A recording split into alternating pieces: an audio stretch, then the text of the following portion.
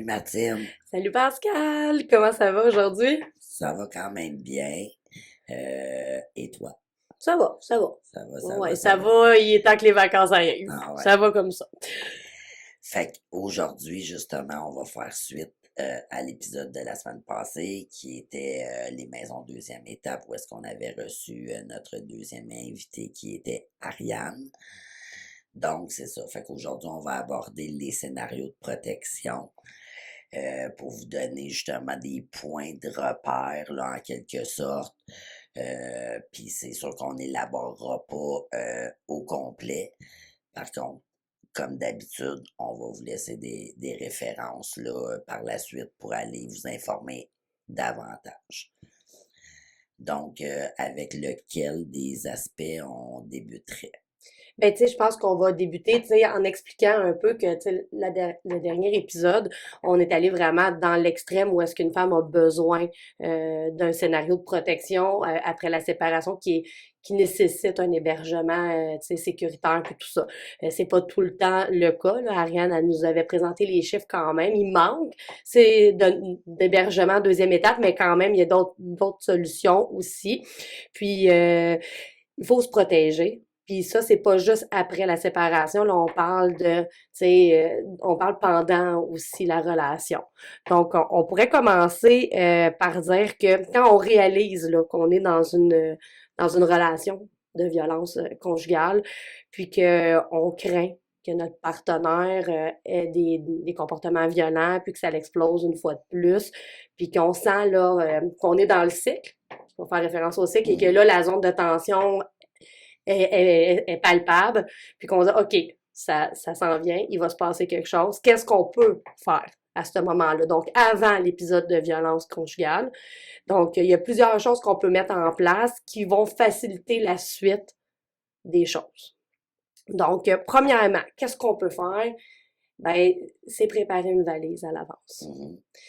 On le répétera jamais assez souvent, de prendre les vêtements de base pour nous, pour les enfants, des affaires d'hygiène, tu sais, un tube de pâte à dents, une brosse à dents, n'importe quoi. On peut laisser cette valise-là soit dans un endroit dans la maison qu'on a facilement accès, qu'on sait que le partenaire ou la partenaire trouvera pas, dans notre valise de véhicule, ou encore chez une personne de confiance qui Mhm. pourra nous la porter éventuellement là si Au on en besoin, ouais c'est ouais. ça exactement. Sinon ben c'est sûr que là c'est beaucoup de détails puis beaucoup de choses, ça s'applique pas dans tous les cas là, mais c'est en général là qu'est-ce qu'on doit penser. Il y en a beaucoup, Ouais. mais une fois qu'on le fait, tu sais, je veux dire, il y en a beaucoup là-dedans que peut-être vous l'avez déjà sans que ça soit un scénario de protection. Tu sais, on parle ici d'avoir le double de la clé de l'appartement ou de la maison ou le double des clés du véhicule qui est à votre nom ou au nom des deux. Là. Des fois, ça l'arrive. Avoir de l'argent comptant pour payer un taxi ou payer des choses au besoin ou justement avoir une carte tu sais, qu'on peut utiliser une carte, ça peut être une carte prépayée aussi, là, peu importe, là, mais de l'argent, là, avoir une façon de payer quelque chose pour s'en aller. Euh, tout ce qui est papier d'identité. Que ça soit la carte d'assurance maladie, que ça soit le permis de conduire, les passeports, passeports des enfants, certificat de naissance, c'est tous des papiers importants. Là. Il y en a peut-être d'autres Ouais, là. certificat de mariage, Oui, les contrats là, tu sais, d'achat de propriété, par exemple, aussi. exactement. Si on parle d'un point de vue immigration, le passeport ou la carte de résidence permanente, ou tu sais, peu Les importe, papiers là, tous les d'acceptation documents aussi. officiels, là, Ouais, ouais. les papiers d'acceptation à la résidence permanente quand elle n'est pas encore, tu sais, on n'a pas encore les papiers, là.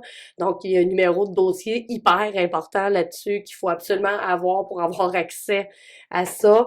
Sinon, s'il y a déjà des documents par rapport à la garde des enfants, il faut l'avoir aussi. S'il y en a pas, ben, tu sais, tous les papiers qui ont rapport avec les enfants.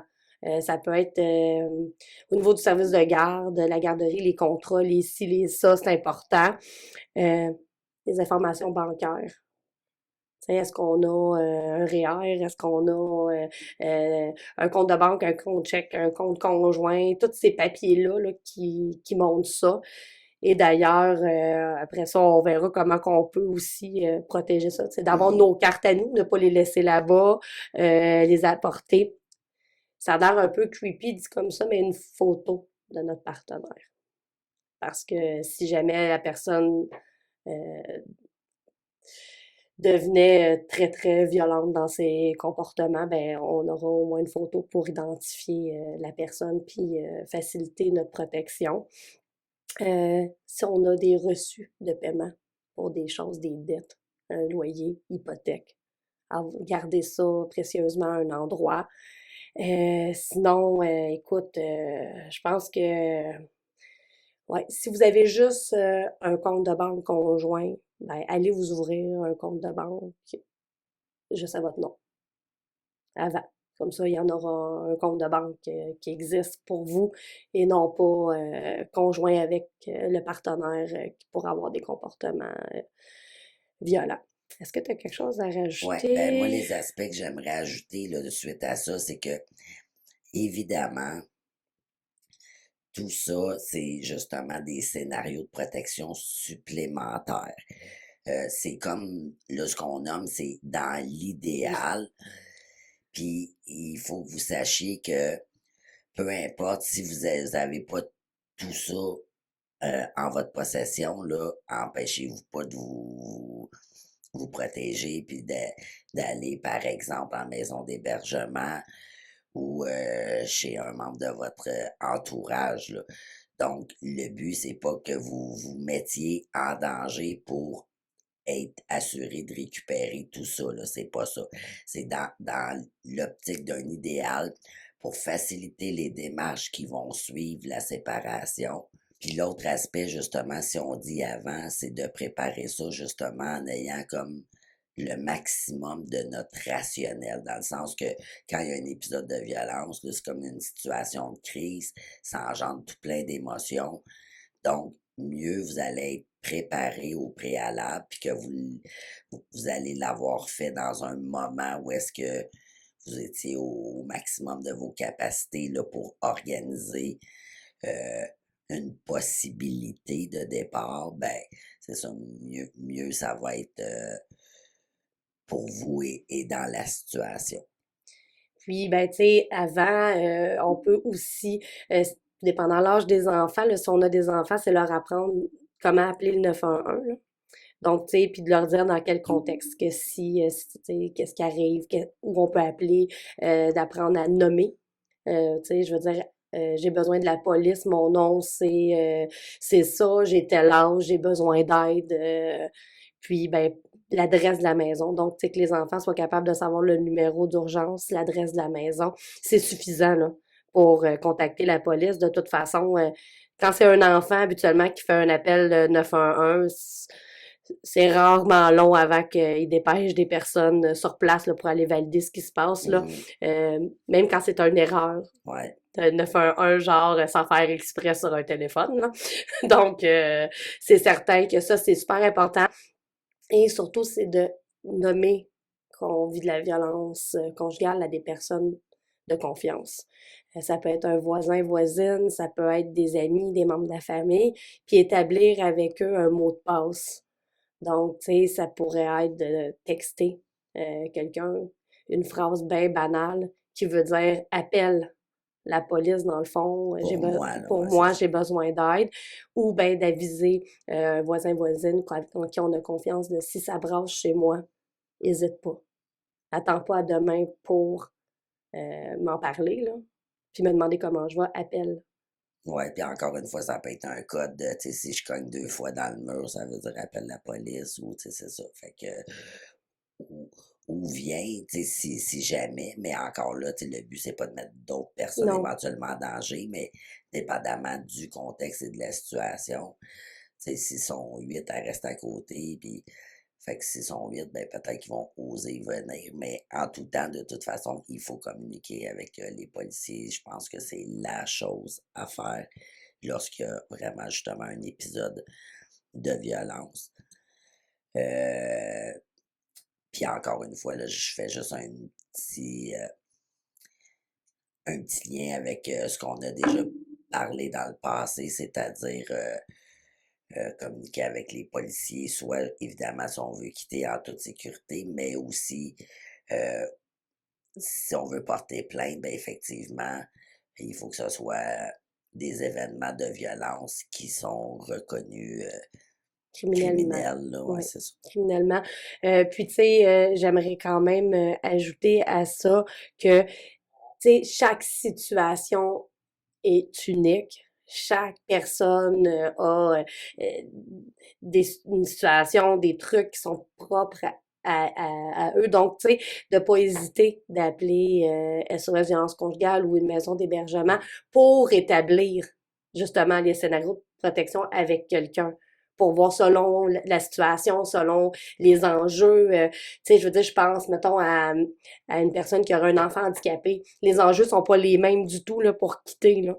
C'est plus complexe, il y a plusieurs autres choses à réfléchir. Donc, tu sais, de pas hésiter là, que ça fait partie des services offerts, là, des scénarios de protection. Là. Mm. Donc, ça, je voulais vraiment qu'on précise parce que c'est bien beau dit de même, mais c'est pas si facile que ça. Bon, Là. ouais, il y en a peut-être qui vont nous écouter, qui vont dire c'est parce que vous connaissez pas ma réalité, tu viens de donner un exemple, tu sais, parmi Oui, d'autres, mais effectivement, c'est ça. C'est aussi du cas par cas, puis c'est aussi pour ça que on est là, parce qu'on est très consciente qu'il y a des situations particulières, il y a des enjeux différents, il y a des contextes spécifiques et tout. Donc c'est ça, là, aujourd'hui, ce qu'on veut faire, c'est donner un aperçu, faire une généralité, ce qu'on retrouve le plus souvent, ce qui est. Mais c'est ça, tu sais, n'hésitez pas là, on peut s'organiser pour faire autrement. absolument. Puis là, sinon, ben, on arrive à, OK, qu'est-ce qu'on fait si ça pète? Pendant, là. Là, on est dedans. Là, comme Pascal, tu disais tantôt, là, émotionnellement, là, on n'est pas dans le rationnel, là. On est dans nos émotions. Fait que, tu sais, il faut je dis, se programmer une façon d'agir. Donc, l'important, c'est de se mettre en sécurité. Tu sais, que ça soit de quitter nous-mêmes, mais il faut tout le temps appeler la police. C'est la chose la plus sécuritaire à faire. Parce qu'on peut pas prévoir comment les autres vont réagir. Puis surtout s'il y a, je dis surtout, mais je veux dire, peu importe, là, s'il y a des enfants, des fois, ça devient complexe de quitter avec les enfants directement, sans faire appel à la police. Donc, qu'est-ce qu'on fait, Pascal, pendant? Ben, pendant, c'est ça. Là, il y a certains des scénarios que tu as nommés pour le avant qui s'appliquent également pour le pendant, tu sais, que ce soit là, comme j'ai nommé tout à l'heure, je donne un coup dans le mur chez la voisine. Évidemment, appeler le 911. On est au Québec. Au Québec, c'est le 911, le service d'urgence. Euh, donc, c'est ça. Fait qu'il y a il y a ça qui est comme dans le très urgent, mais ça peut être s'isoler dans une pièce de la maison, justement, puis de faire appel à partir de là si justement on craint réellement pour notre sécurité ou fuir, comme tu as dit, là, directement aller chez le voisin, dans la rue, tu sais. Puis quand je dis dans la rue, c'est dans l'optique de qu'il y ait des témoins, qu'il y ait des gens possiblement, au lieu de rester justement enfermés dans la maison. T'sais, on parle de voisins, ça c'est dans l'éventualité que tu as des voisins proches, Oui. mais il y a des gens aussi, encore une fois, qui sont très, très isolés. Là, tu restes dans le fin fond d'un rang à la campagne, puis ton prochain voisin est à un mille. Mhm. Ben, c'est pas évident. Puis, tu sais, on parle de téléphone, encore une fois, ben, il y a quelques années, il y avait des cabines téléphoniques, tu sais, à bien des endroits. Là, je pense qu'il n'y en a plus du tout. S'il y en a, c'est vraiment très peu. Donc, c'est ça. Fait que, tu sais, il y avait cette option-là aussi avant de peut-être essayer de trouver une cabine téléphonique le plus proche possible. Mais bref.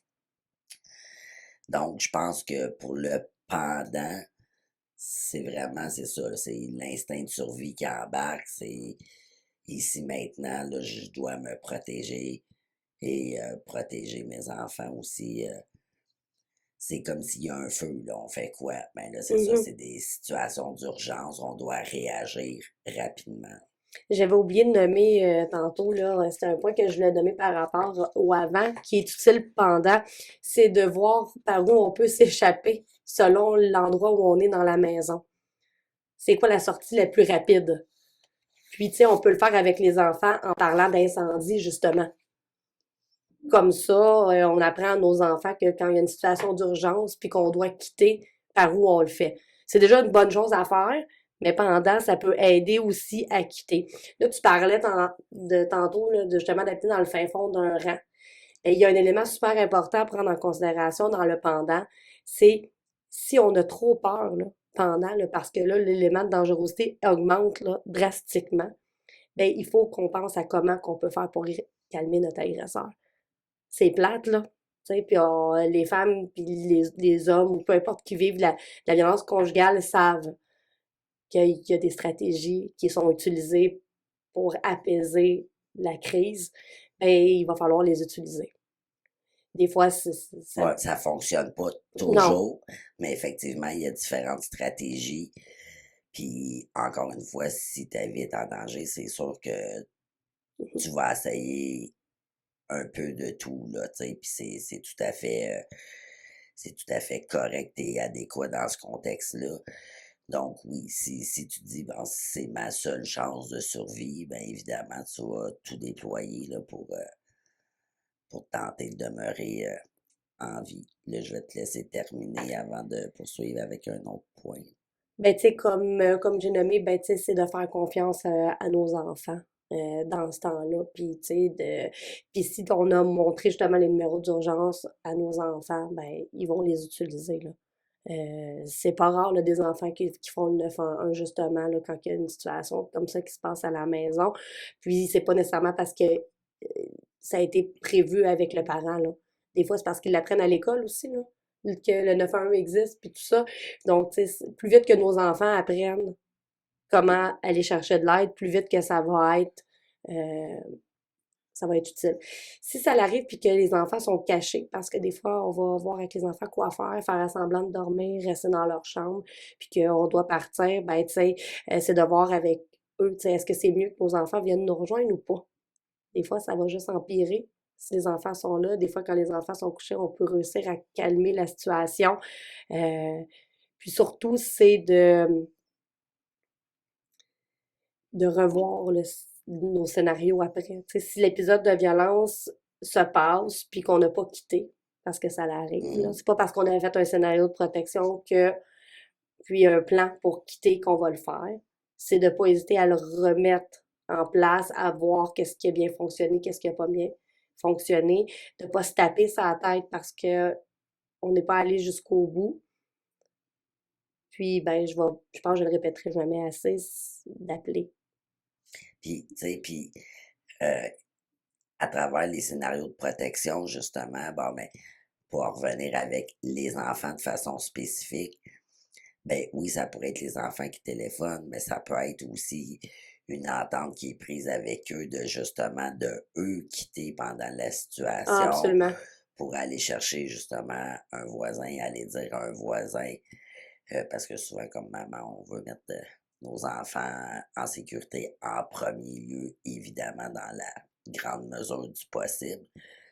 Donc, ça peut être ça, ça peut être justement appelle grand-maman pour faire un lien avec la personne de confiance, appelle grand-maman, puis justement dis-lui tel mot ou telle phrase, puis elle va comprendre si jamais justement elle fait partie des personnes de confiance qui sont Mhm. au courant de la situation.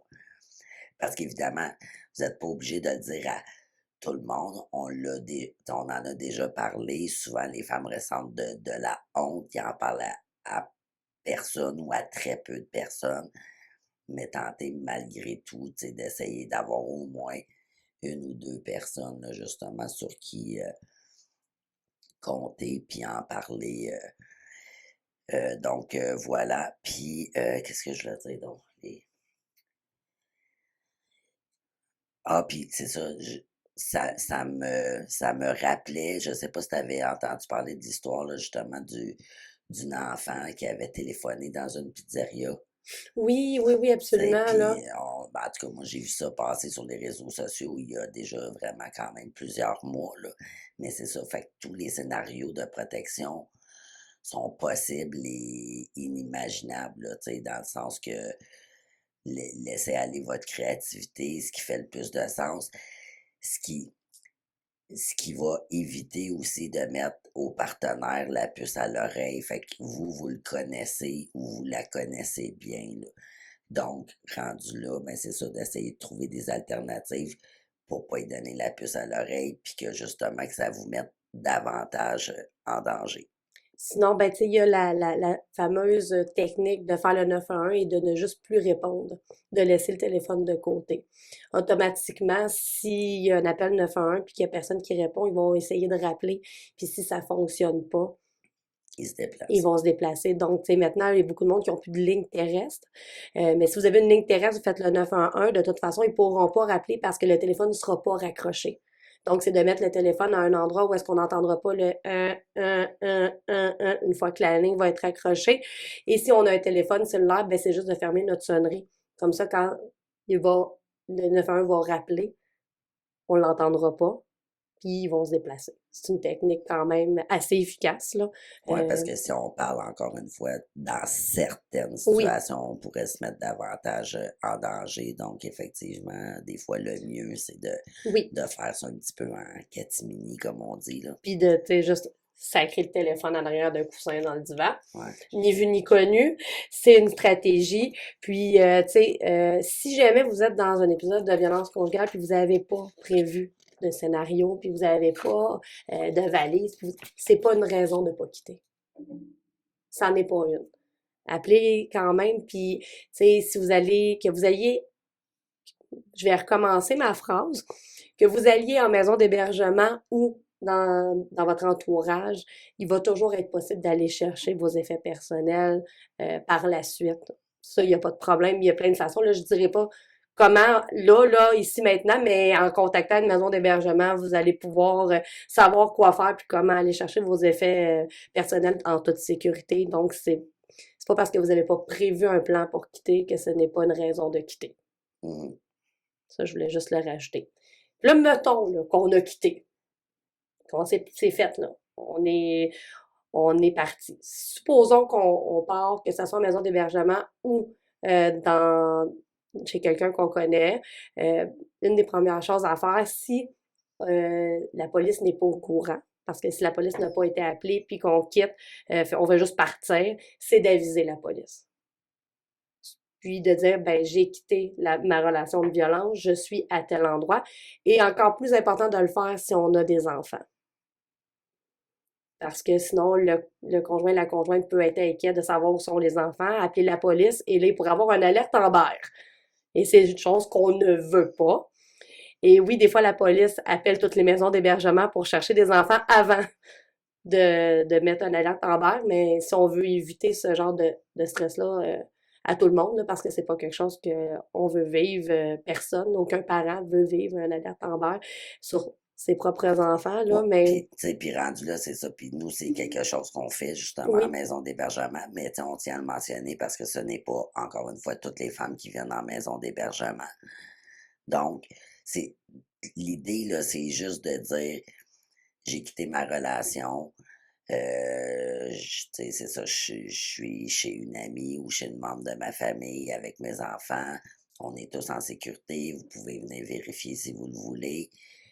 C'est pas une question de kidnapping, puis tu sais, on va prendre justement les mesures justement juridiques pour amorcer la démarche là, de garde, de droit de garde et tout, là. Donc, c'est ça, ça évite justement, là, tu sais, peut-être des problèmes inutiles si jamais, c'est ça, les policiers sont pas au courant et que le partenaire, ben, signale votre disparition ou vous accuse justement d'avoir enlevé les enfants ou quoi que ce soit. Absolument.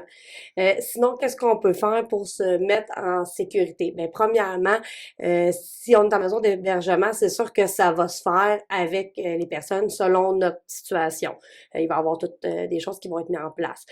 Si on n'est justement pas en maison d'hébergement, ben, c'est de ne pas donner l'adresse et ne pas dire où on est. C'est sûr qu'avec des enfants, des fois, ça peut être complexe parce que les enfants, quand ils vont voir le père avec le droit de garde, ils vont dire, là, on est chez mamie, on est chez... Puis souvent, la personne a les adresses, là, mais éviter avant que ça soit réglé, là, que la personne sache où est-ce que on est parti, c'est une des premières choses. Sinon, ben, si on est au travail, qu'est-ce qu'on peut faire? Là, c'est délicat, je sais que c'est pas facile, mais c'est de nommer à notre patron, notre supérieur, qu'on vit de la violence conjugale puis qu'on vient de quitter la personne violente. Euh, puis, si on pense que la personne peut être harcelante ou quoi que ce soit, c'est de bloquer tous les courriels qu'on connaît pas pour éviter de recevoir des messages.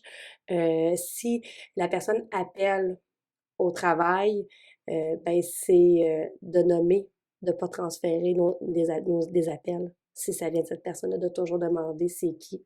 Puis si c'est nous qui répondons au téléphone, c'est de voir avec notre employeur qu'est-ce qu'on peut mettre en place pour ça.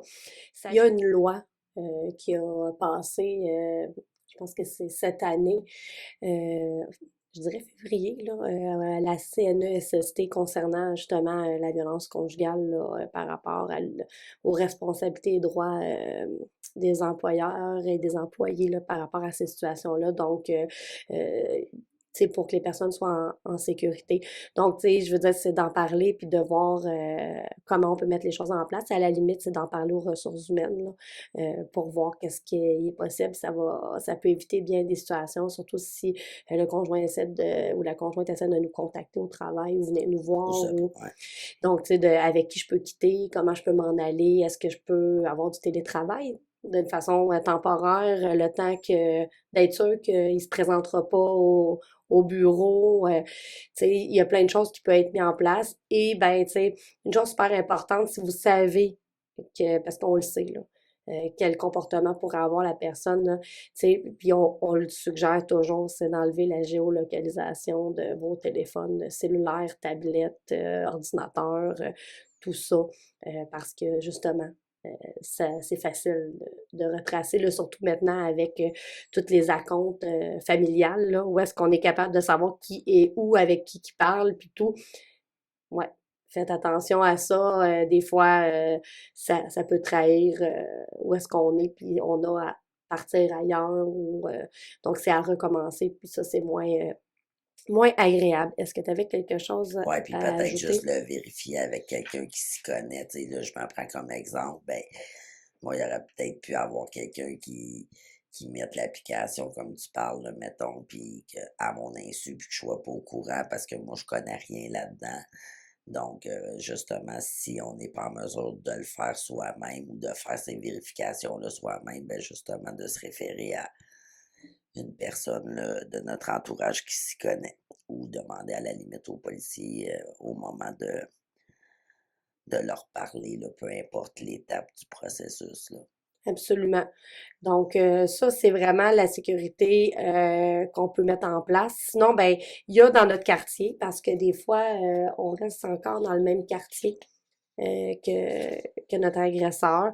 Donc, qu'est-ce qu'on peut mettre en place? Ben, ça peut être de demander à un voisin encore là que s'il y a quelqu'un qui se présente chez nous puis qu'il entend quoi que ce soit ou tel véhicule devant chez nous, ben d'appeler la police, euh, de trouver quelqu'un qui est autorisé à venir chercher nos enfants à qui qu'on a confiance. Comme ça, s'il arrive quoi que ce soit, ben ils peuvent aller les chercher ailleurs, puis de donner l'autorisation à ces endroits-là aussi, la garderie, école et tout ça.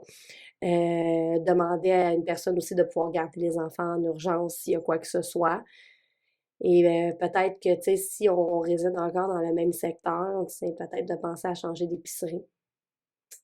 Changer nos habitudes, là. Changer d'épicerie, changer peut-être de banque ou aller dans une autre banque, tu sais, que celle, mettons, qu'on habite au coin de telle rue, puis que la plus proche est là, ben peut-être aller à celle à 10 kilomètres. C'est plate, mais éviter d'avoir à rencontrer la personne qui pourrait peut-être essayer de tomber sur nous. Et ça peut aller jusqu'à ben, changer de dentiste, de pharmacie. Ben, Tu comme sais. tu dis, c'est de briser la routine, briser Oui. les habitudes.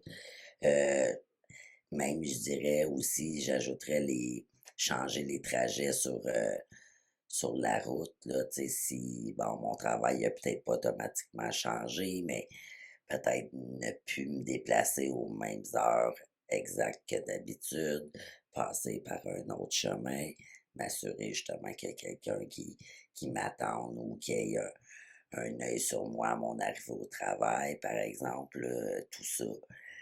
Mm. Donc, c'est ça. Il y a tout plein de possibilités, d'alternatives. Évidemment, ben, on peut parler aussi, tu sais, après la séparation, oui, tu as glissé un mot sur les maisons deuxième étape en cas de besoin.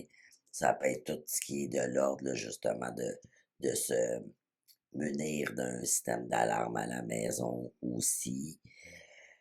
Parce que c'est pas possible pour toutes non plus de déménager. Puis, comme on disait tout à Mhm. l'heure, avec les enjeux de garde d'enfants, des fois, ben,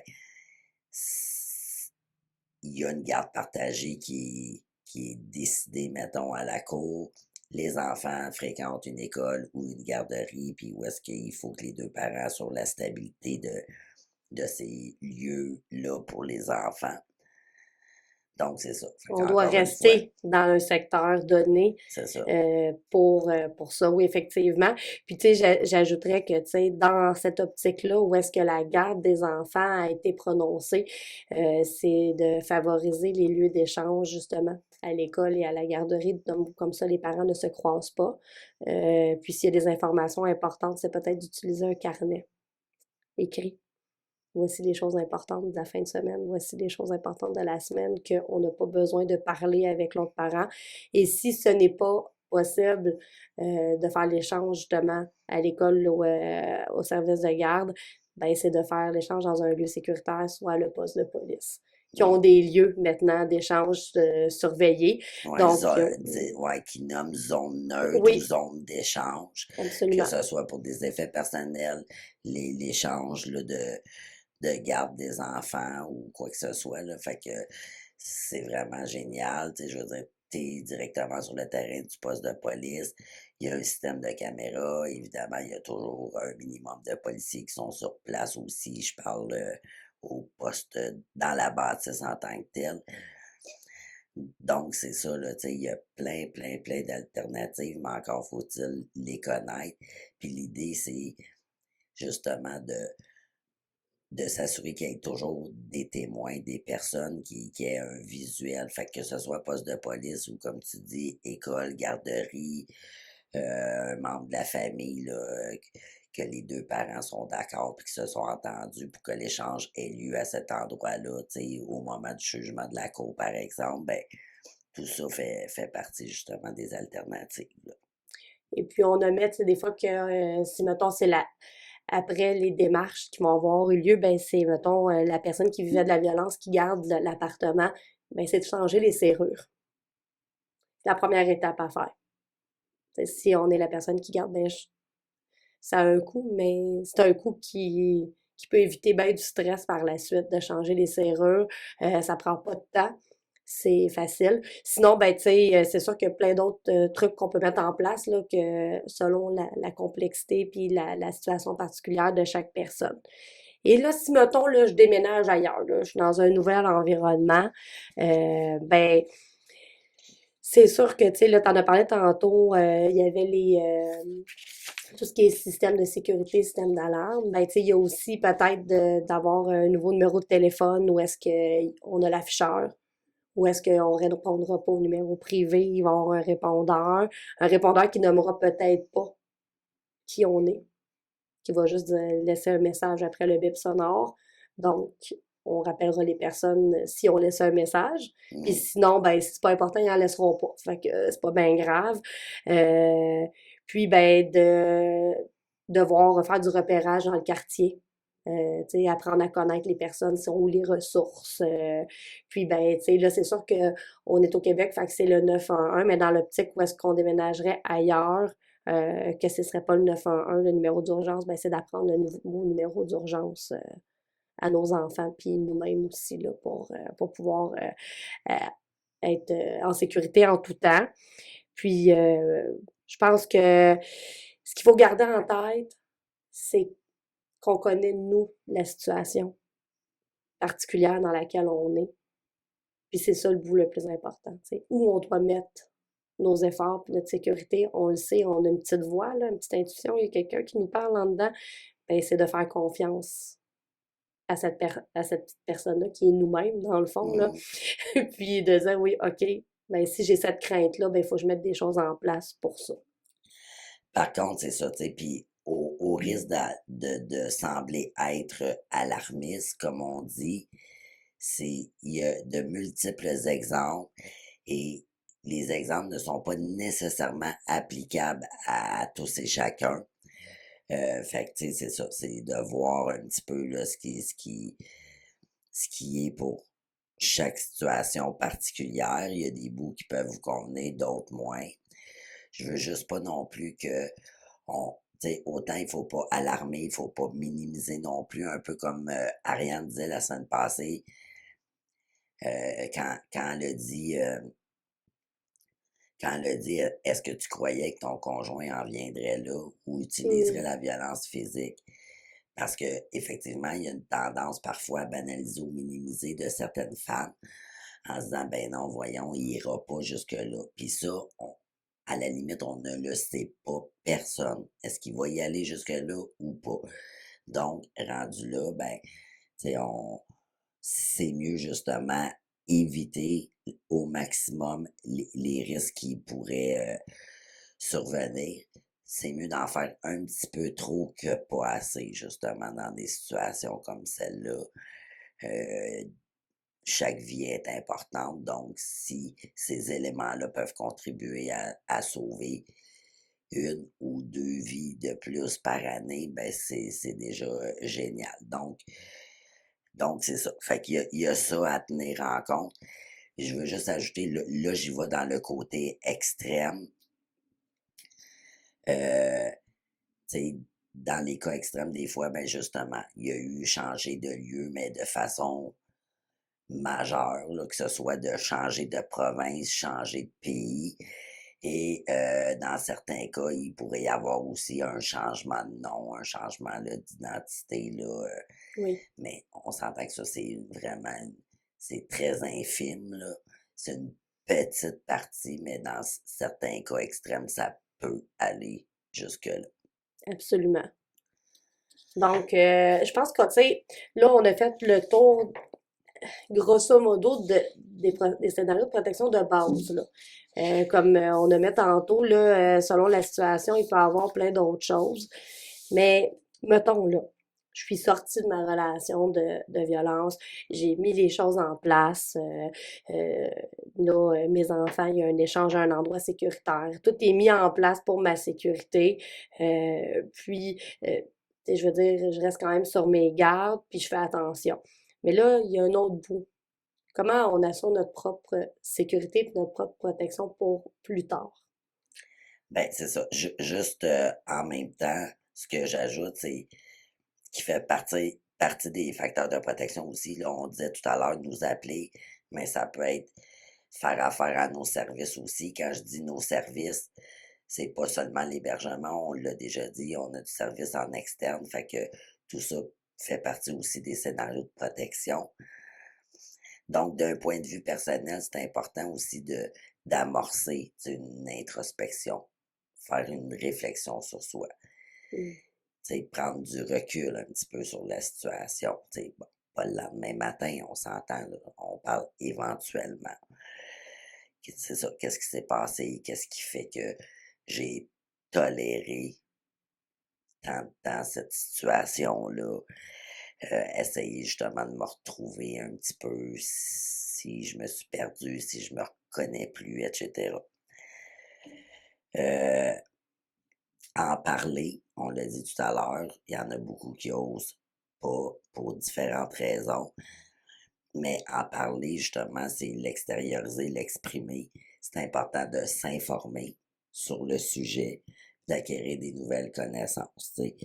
Fait que tout ça, c'est ça, ça permet de voir plus clair dans la situation, puis de moins minimiser, d'augmenter là, son réseau aussi, briser l'isolement et tout. Tendre vers l'atténuation des conséquences vécues. Donc, on en a déjà parlé, tout ça amène son lot de conséquences.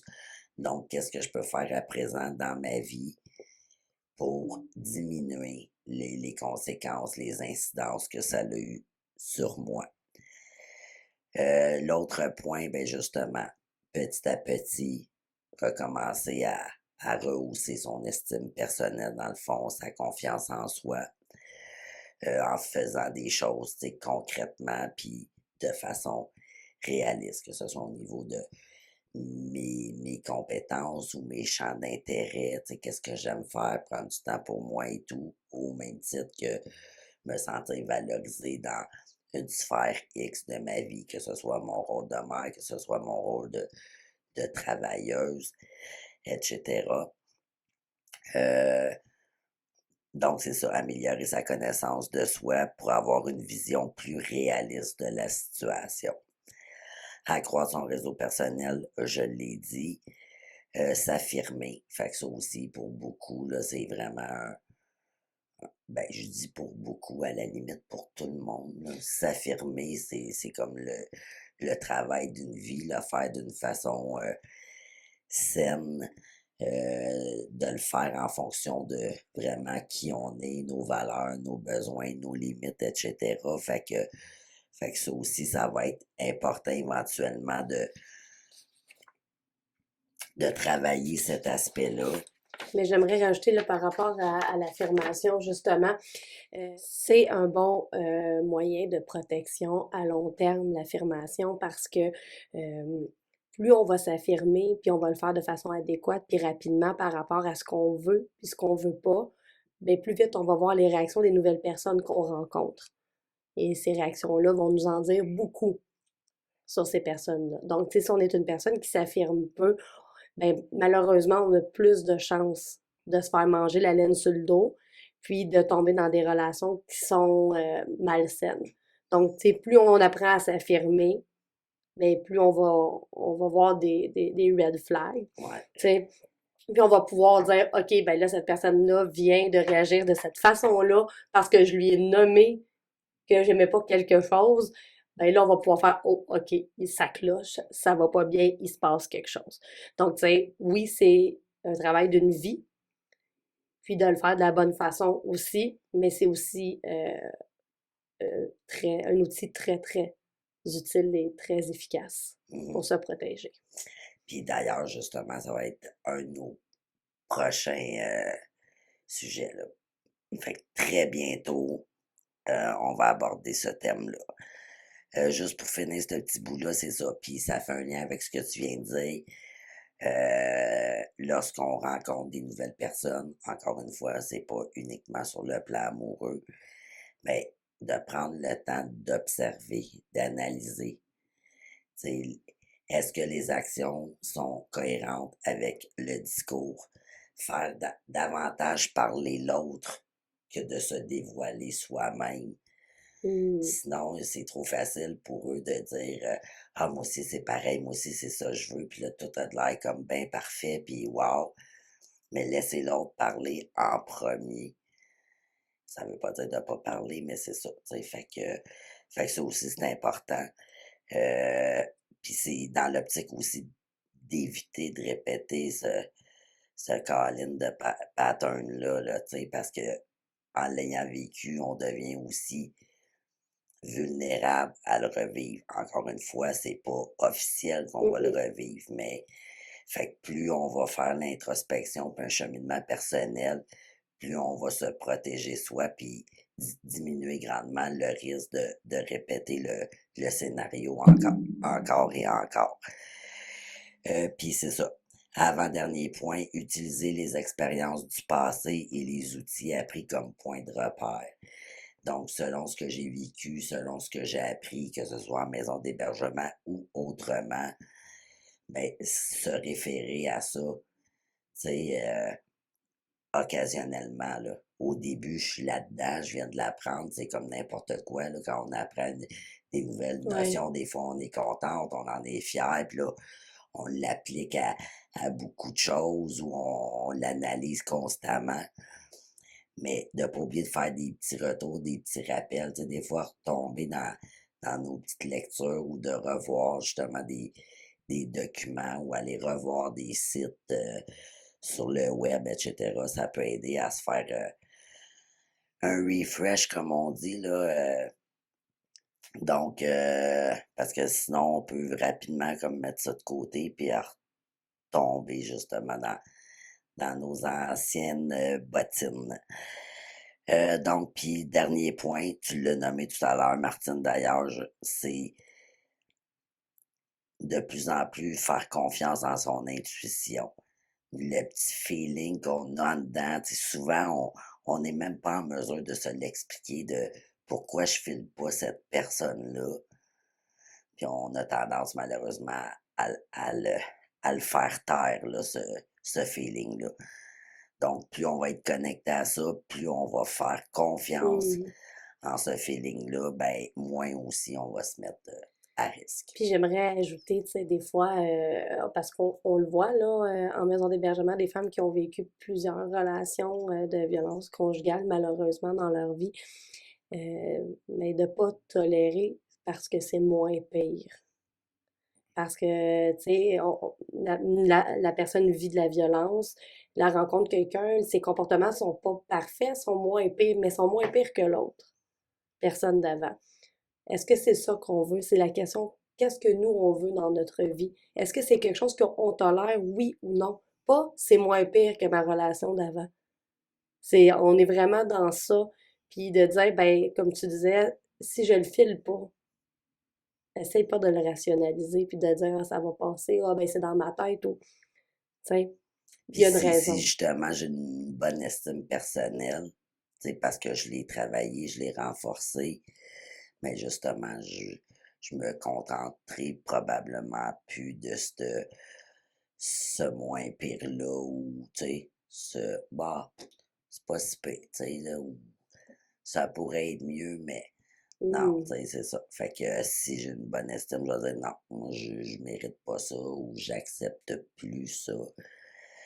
Donc, bref.